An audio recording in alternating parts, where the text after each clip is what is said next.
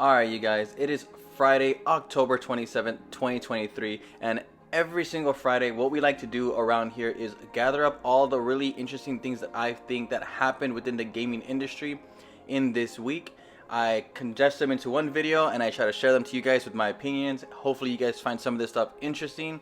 Do me a favor and like this video. If you guys like this style of video, consider subscribing, as that does help us out a lot. Again, we do this video every single Friday. Without wasting any more time though, let's get into the very first topic, and this is the long battle between Nintendo and like the competitive esports scene. Nintendo's had a battle specifically with like Super Smash Bros. And the FGC, where they have a lot of really strict rules as far as how you can operate and hold tournaments. Specifically, you need licenses, you need to partner with them. There's a lot of money caps, there's controller like caps. There's definitely a lot of ways that Nintendo likes to police the esports competitive scene of their games, like a Mario Kart, Splatoon, or Smash Bros being like the big one. Well, recently they updated it even further, making it a lot less vague and making it a lot more specific. Things like you have to use a first party controller when you're playing in their games, which is one of those weird things, because if you're someone who has like a disability or for whatever reason you can't use a regular controller, yet you're still really good and you found ways to remain competitive. We've seen it throughout the FGC where people have won battles playing like a Guitar Hero controller and went on to do really well in the FGC and stuff like that. So it's one of those things that I feel like Nintendo is very out of touch with the esports community. They don't see how that's gonna benefit them in the long run, and overall they're very strict on controlling the images of their IPs, and they don't like it being put in the hands of something they can't control, like these various esports. It's a long battle that's been going on for a really long time, and it seems like it's always going to kind of be this tug and pull between Nintendo and the esports community. Better news for Nintendo. They recently updated their Nintendo Switch Online for the Nintendo 64 application. They added Mario Party 3. This is currently available now to all Nintendo Switch Online expansion pass subscribers. I'm not a big fan of Mario Party 3, to be honest. I grew up playing Mario Party 2 heavily, and I just never really actually played Mario Party 3, so I don't really have any affinity for it. But a lot of people told me that it is one of the best Mario Parties, so I might check it out. Sony PlayStation announced this week that Sony's Spiderman 2 is the quote-unquote fastest selling PlayStation game of all time. And if you think this sounds familiar, yes, this sounds very familiar. They said this back last year with God of War Ragnarok. They said it with a couple other titles before. And the way they're able to kind of like say this is because they get away with the metric they're using every single time. So Spider-Man 2 sold 2.5 million copies within the first 24 hours, which is very impressive. We're not gonna like slouch them on that. That is an amazing feat. With that being said, if you were to compare it to like God of War in the first week, or like an Uncharted or whatever the games, if you compare it side by side over a long time, that's how we'll really tell if it is the fastest selling game. With that being said, it is probably the game that sold the most in its first 24-hour period of all time. That I can definitely agree. I could definitely believe that. Spider-Man 2 is a phenomenal game. If you have a PlayStation 5 and you're not playing Spider-Man 2, I'm sorry. I don't know why you got the PlayStation 5, because this is the experience for the PlayStation 5 currently. It is awesome. It is amazing, and I'm having a blast playing through it. Now that's good PlayStation news. Let's move on to some negative PlayStation news. It has come to light that some really higher up person within Sony PlayStation has officially departed Sony PlayStation. This is one Connie Booth. She has been with PlayStation, been with Sony since the inception of the original PlayStation, and she has helped like move multiple games out onto store shelves. She is a pivotal member, or was a pivotal member, of the success of Sony PlayStation. The thing that caused a lot of controversy is, unlike a Jim Ryan who announced his retirement, unlike a lot of people who've been recently leaving the industry, were very public about it, Connie Booth's departure wasn't as public as Sony, was with a Jim Ryan. It actually broke out like first with a David Jaffe. This is a guy who, if you guys don't know David Jaffe, he made games like Twisted Metal, God of War back in the day for like the PlayStation 2. He's very close with a lot of people within PlayStation. Now he has his own YouTube channel. and he announced that Connie Booth wasn't retiring. She wasn't like leaving on her own accords. That she was in fact fired. He doesn't know the exact reasons why she was fired, but it was very much on his reasoning that she was terminated. Sony didn't give a reason why she left either. They just said that she departed and they wish her best. So it is very interesting that someone so, higher up would get the axe without it really being so public. As far as whether or not she actually did get terminated, again, all that is still speculation and rumor. I will say, though, with the fact that that's the only thing we have to really go off of, since Sony didn't tell us much, I'm gonna, at least for now, seem like that is the truth. I'm gonna, believe that as much because that's what I know. If more things come to light, then that'd be cool to hear. And I'm actually very curious as to why they would get rid of someone who has been so successful to their platform for such a long time. Sony is no stranger to controversy, obviously, and they kind of just started adding on more to the controversy. The whole PlayStation 5 Slim, diskless drive, all that stuff wasn't really what I think anyone really asked for or wanted for, and now it gets potentially worse depending on who you are, where the new diskless driver attachment is not going to be able to be used unless it can connect to internet upon installation. A lot of people were very confused about this. A lot of people were saying it's going to need to be connected to internet all the time, which is false. It only needs the internet connection on installing it. So you install it, you connect to the internet, boom, you're done. You never need it again. A lot of people were outcrying, saying that how can they do this? How can in the year 2023 we have something that needs to connect to online, blah, blah, blah, etc.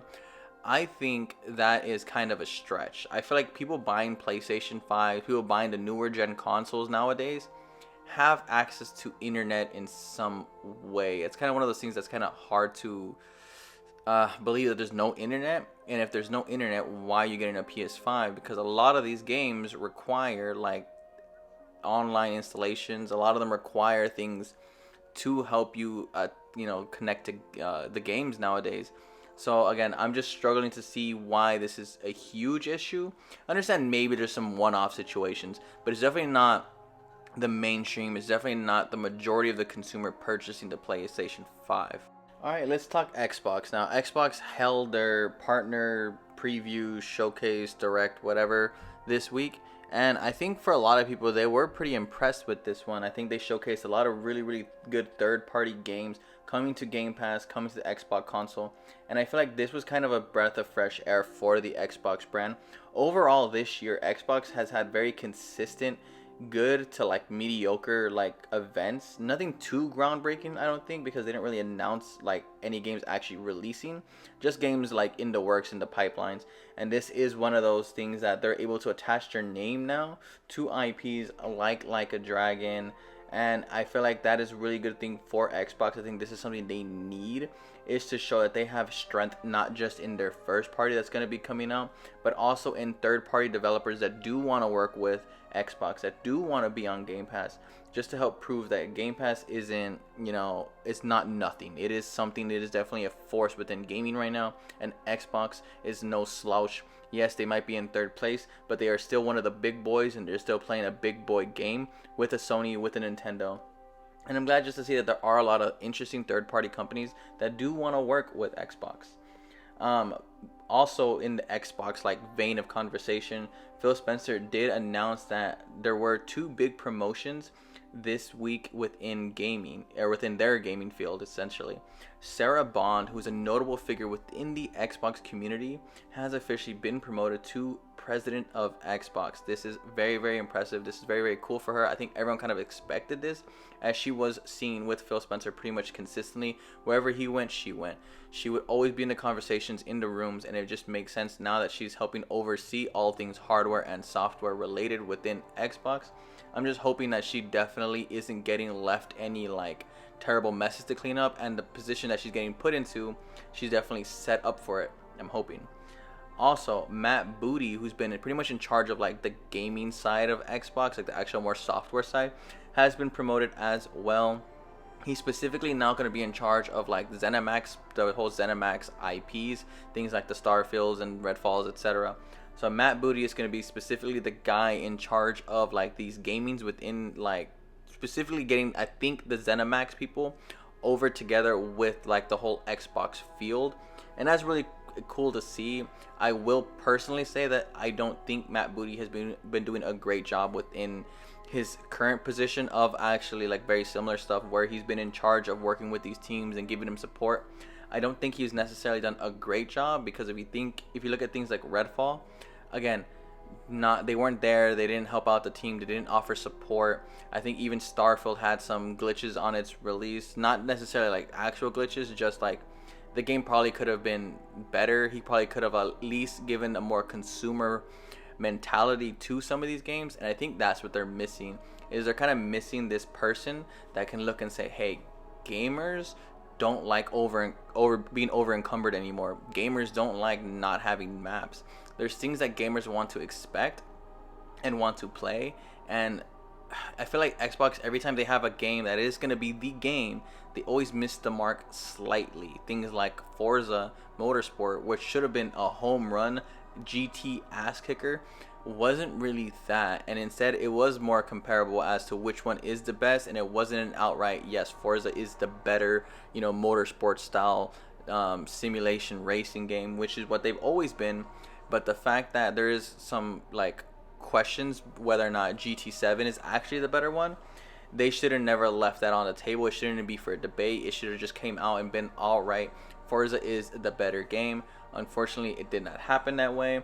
Again, not to say that any of these games are necessarily bad, minus Redfall, that's just bad, but not to say most of these games are bad. I just don't think they're hitting on an upper echelon of gaming that Xbox deserves to be, and I'm hoping Matt Booty can step it up more, and Sarah Bond as well, and even Phil Spencer, and just starting to put a little bit more pressure on these developers.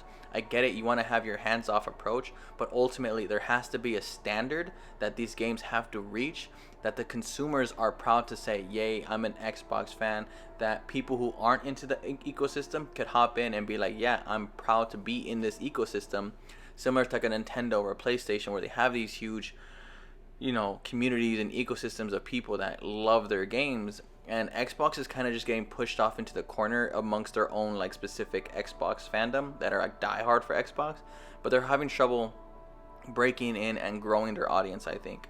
But yeah, overall, I mean, congrats to them for getting their promotion, and hopefully this is the change that is needed to help grow Xbox, not just as a company, but also just as a whole community and ecosystem inside their talented like development studios. Ubisoft recently had their like investor meeting where they shared a lot of their games, upcoming games, etc., their plans for 2024 and beyond.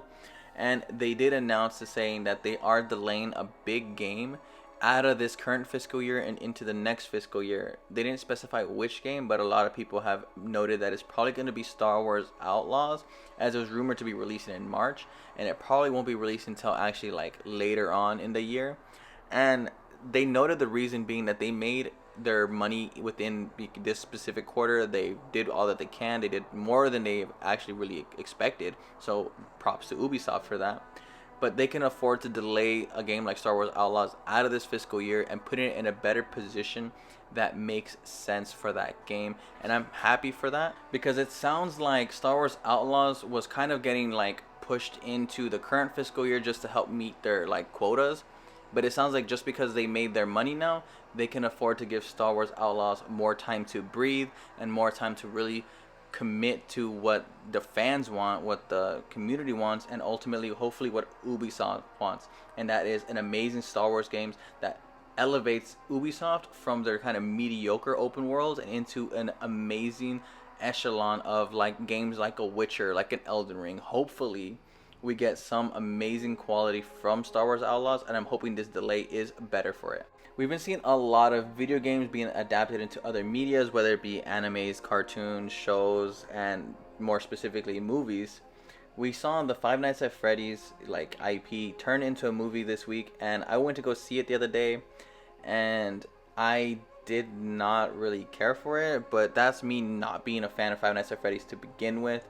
My son, who is a big Five Nights at Freddy's fan, absolutely loved it. We saw with a group of people who all really liked it. It just wasn't for me. I don't think it was a good movie personally, but it sounds like if you're a Five Nights at Freddy's or FNAF fan, yes, you're going to be getting exactly what you want from this, and I'm happy to see that I guess the fan base is going to be happy with it. Alan Wake 2 reviewed this week, and it reviewed amazing. This got 88 on PlayStation 5, and then it also got a 92 on PC, which is great to hear. I'm glad to hear Alan Wake 2 is in the conversation, not because I'm Alan Wake fan. I'm just a little upset that this year there wasn't a whole lot of spooky games releasing in the month of October, and Alan Wake 2 is the only spooky game. Now, it doesn't necessarily interest me per se, so I'm not definitely going to check it out. But I might definitely check it out later on down the road, maybe like a next year or something when there's like more lull in gaming. But right now, currently, just because there's so much things playing, like I was playing Spiderman 2 and Mario Wonder, there's still a lot of games that I'm playing and trying to get through. So I'm just not really trying to pick up another one. But definitely, if I had more time, I would definitely pick up Alan Wake 2 because it looks amazing. Everything I'm hearing sounds great. So I'll definitely have to check it out sometime later.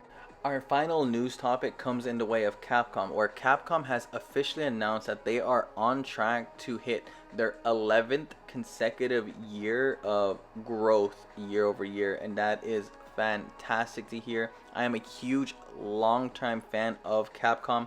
Back when I used to play Street Fighter 2 heavily, Street Fighter 3, the OG Resident Evil games, I absolutely love Capcom as a publishing team, as developers, and I think this is very, very well deserved. Because I remember a time, a while back where Capcom was not in a great place. They were releasing things like Street Fighter's Cross Tekken that people were mad with, Marvel's Capcom Infinite, Resident Evil 6 wasn't like what the fans wanted. There was a weird time of Capcom where they were kind of like identityless. The games were releasing unfinished, not to quality, and not the games that we really want.